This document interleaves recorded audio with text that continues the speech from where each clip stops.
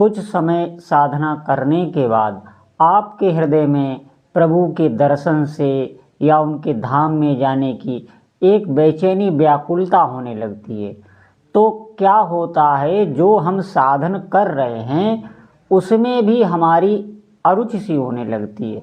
मतलब साधन पे एकाग्रता ना करके हमारा ध्यान उधर ज़्यादा जाने लगता है, जो हमें साधन बता रहा है या अपने इष्ट देव की दर्शन की। देखिए, आप शांत रहें, ये कोई बहुत जल्दी का मार्ग नहीं है। मैंने आपको बार बार बताया, बहुत समय हो गया है हमारे भीतर विषय इकट्ठे रहते हैं। अभी आपने, जब आपकी साधना अच्छी हो जाती है, आपका अंतःकरण थोड़ा निर्मल हो जाता है, तब आप इस मन को पकड़ पाएंगे। हमारे भीतर बहुत प्रकार की वासनाएं रहती हैं। जब आप साधन करते हैं तो आपको लगेगा कि मेरे भीतर कोई विकार नहीं रहा, नहीं, वो सब थोड़े सुप्त से होते हैं। ज्यों ही विषयों के आप संकर में गए, ज्यों ही विषय आपको दिखाई दिए, ज्यों ही थोड़ा सा आपको विषयों का संपर्क हुआ, फिर आपकी वासना जाग उठेगी। आप क्या समझते हैं? ये मन बहुत विकारी होता है, इस बात पर ध्यान दें।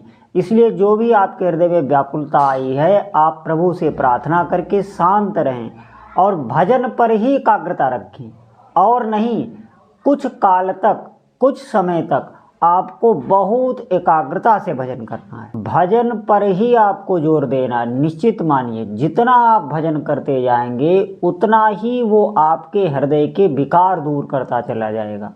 अभी आप ये न समझें कि हमारी कोई स्थिति आ गई है, हम साधना में कुछ ऊपर उठ गए हैं। नहीं, बिल्कुल ऐसा नहीं है।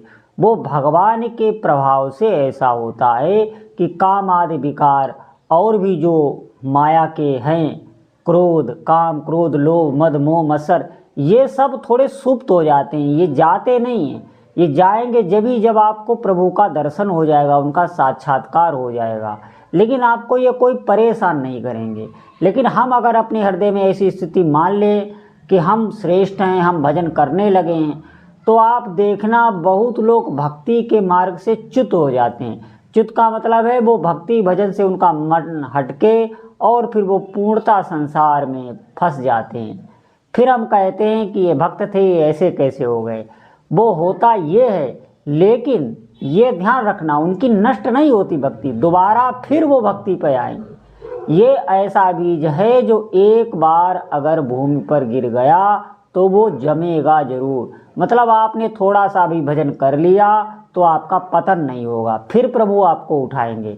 वो होता इसलिए कि साधना का आप देखना, भीतर भीतर अहंकार रहता है, श्रेष्ठता का अहंकार। जैसे आप नियम पे चल रहे हैं, आप इंद्रिय संयम रखे हुए, जब दूसरों का दोष दर्शन होने लगे, अधिक से अधिक उनके प्रति हीन भावना आने लगे कि देखो मैं इतना भजन करता हूँ, ये ऐसे निकृष्ट कर्म कर रहा है, बहिर्मुख दृष्टि हो जाए, तो वहाँ पर जो सावधान नहीं होते, जो प्रभु पर इस बात की ध्यान रखना, ऐसा जब भी अगर आपके आगे आ जाए, आपके भीतर ये विकार आ जाए, आप ध्यान रखना, वहाँ पर प्रभु से बार बार प्रार्थना करना, नहीं तो गिरना पड़ेगा। क्योंकि ऐसे साधकों को माया एक बार गिराती है, उनका वो अहंकार नष्ट करने के लिए, उनकी भक्ति छीनने के लिए नहीं।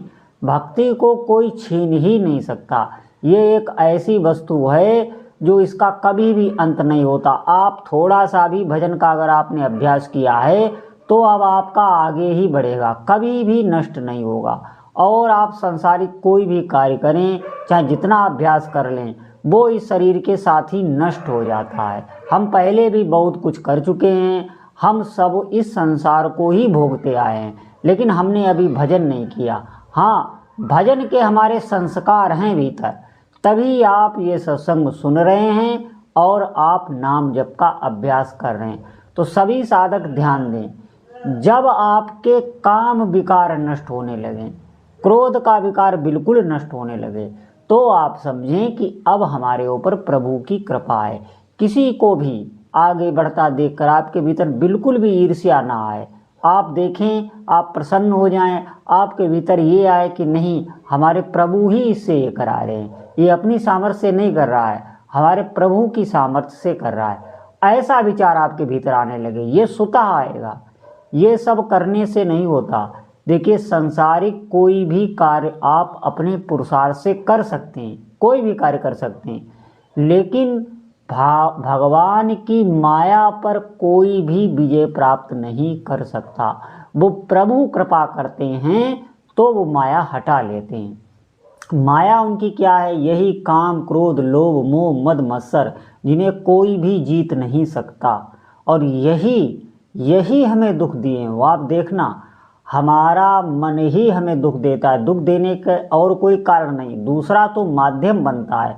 अगर हमारी कोई कामना ना हो, हमारा कोई संकल्प ना हो, तो कोई भी माध्यम ही नहीं बनेगा। आप बिल्कुल एकांत हो जाएंगे, आप भगवान के भजन में डूब जाएंगे, फिर दुख का कोई कारण बनता ही नहीं। हमारे भीतर में जो वासना है वही बाहर प्रदर्शित होती है। हमारे भीतर संसार बसा हुआ है, वही संसार बाहर से आता है, क्योंकि पिछले जन्मों में जो हमने कर्म वहे हैं वही कर्म किसी न किसी रूप में, किसी व्यक्ति के रूप में, किसी वस्तु के रूप में आपके सामने आएंगे। और आपके सामने कोई नहीं आ रहा, आपका किया हुआ ही आ रहा है। अभी जब आप भजन कर रहे हैं तो अब आपके पूर्व कर्म भी नष्ट हो रहे हैं, और अभी जो आप कर रहे हैं उसमें बराबर भगवान की स्मृति बनाए हुए हैं, तो वो कर्म अब दोबारा फल नहीं देंगे। आप बिल्कुल मुक्त हो जाएंगे। प्रभु के चरणों का प्रेम ऐसे ही साधकों को प्राप्त होता है जो निष्ठा से भगवान का नाम जप करते हैं, और दीर्घ काल तक। ऐसा नहीं है कुछ ही समय में आप जपें नाम जप और आप कहें कि हमारे साथ ये नहीं हुआ, हमें ये नहीं मिला। कामनाओं से अगर भगवान के नाम को आप जोड़ेंगे तो आप नाम जप नहीं कर पाएंगे। ये ऐसी विद्या है जिसका कोई भी, आप चाहे दान कर लें, चाहे आप पूरी पृथ्वी की प्रदक्षिणा कर लें, चाहे जितना बड़ा भी तप कर लें, किसी से भी इस जप की तुलना नहीं की जाती, किसी से भी नहीं। ये भगवान का बहुत गुप्त रहस्य है। भगवान का नाम जप जिसने भी धुन लगा दी, वो जितना भी ज्ञान विज्ञान है वो सब आपके भीतर ही प्रदर्शित हो जाएगा, और आपकी इंद्रियां पवित्र हो जाएंगी। यही इंद्रियां जो अभी विषयों की तरफ भागती रहती हैं, ये बिल्कुल पवित्र हो जाती हैं, और ये इंद्रियां शांत हो जाती हैं, अंतर्मुख हो जाती हैं। फिर हमारा मन प्रसन्न रहने लगता है। अभी हमारे मन का दुख का कारण ये इंद्रियां ही हैं। इंद्रियां बहिर्मुख रहती हैं, ये भोगों की तरफ लालायित रहती हैं, तो हमारा मन बार बार विचलित रहता है। ये जो हमारे मन में क्लेश रहता है, अशांति रहती है, आप देखना बिल्कुल कोई न कोई अभाव रहता है।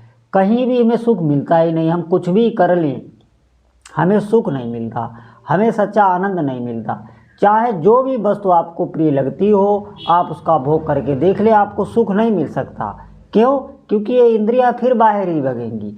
ये इसी संसार का अंश हैं, इसीलिए इनसे इसकी मित्रता है, ये इसी से बनी। ये बहिर्मुख रहती हैं और ये मन को फेंकती रहती हैं। रूप, रस, गंध, स्पर्श जो भी है ये मन को फेंकती रहती हैं, और मन क्लेशित रहता है। इसका यही कारण है। आप भजन करें, आपकी इंद्रियां शुद्ध हो जाएंगी, शांत हो जाएंगी, उनकी चंचलता नष्ट हो जाएगी, फिर आपका मन प्रसन्न रहने लगेगा। और जो भी आपके लौकिक कार्य हैं, जिम्मेवारी है, वो सब प्रभु की कृपा से होने लगते हैं। आप बिल्कुल यही तो विश्वास रखना होता है अपने प्रभु पर। अगर इस बात पर आपको विश्वास नहीं है तो आप ये समझिए हमारे प्रभु पर हमें विश्वास ही नहीं है। जो पूरे विश्व का भरण पोषण कर रहे हैं, क्या वो हमारी जिम्मेवारी नहीं लेंगे? वो सब हमारे अंतःकरण की एक एक चाल देखते रहते हैं। मैं सच बताऊं तो साधक को कहना ही नहीं पड़ता अपने प्रभु से। जो भी इच्छाएं हैं साधक की, वो प्रभु सब पूरी करते हैं। तो सभी साधक इस बात पर ध्यान दें कि आप जप करते रहें निरंतर।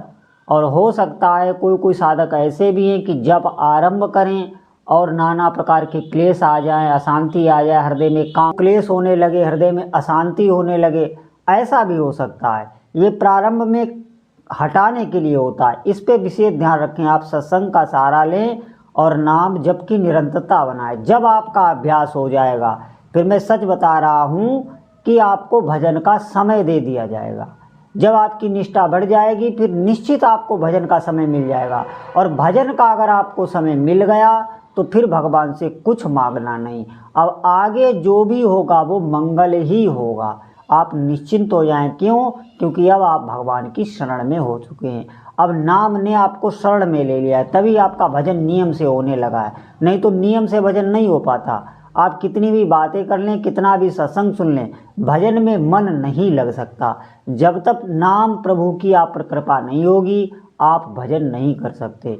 इसलिए सभी साधक सावधान रहें और बहुत ध्यानपूर्वक भजन में बार बार अभ्यास करें, मन को लगाएं। धीरे धीरे मन पकड़ने लगेगा, नाम भगवान की आप पर कृपा हो जाएगी। बोलो जय जय श्री सीताराम।